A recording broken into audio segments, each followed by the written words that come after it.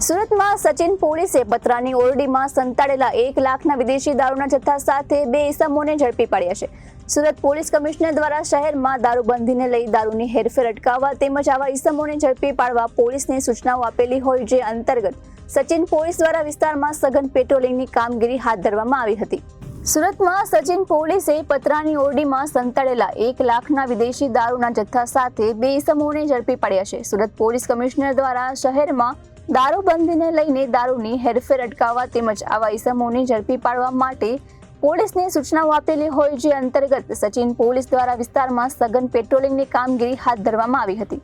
સચિન પોલીસના સર્વેલન્સ સ્ટાફને મળેલી ચોક્કસ બાતમીના આધારે પારડી મહાત્મા ગાંધી રોડ પર પતરાની ઓરડીમાં વિદેશી દારૂનો જથ્થો રાખવામાં આવ્યો હતો। સચિન પોલીસે સર્વેલન્સ સ્ટાફની બાતમીના સ્થળે પહોંચીને રેડ કરતા 2 શખ્સો રમેશ રાઠોડ અને જાવેદ અખ્તરને વિદેશી દારૂના જથ્થા સાથે ઝડપી પાડી તેમની પાસે ઓરડીમાં રાખવામાં આવેલો વિદેશી દારૂની અલગ અલગ બ્રાન્ડની 735 નંગ વિદેશી દારૂની બોટલો કિંમત 1,02,000 તેમજ તેઓની અંગ ઝડપી લેતા તેમની પાસેથી મળી આવેલા મોબાઈલ 2 જેની કિંમત 10,000 મળીને કુલ 1,12,000નો મુદ્દામાલ જપ્ત કરી પોલીસે ગુનો નોંધીને આગળની કાર્યવાહી હાથ ધરી છે।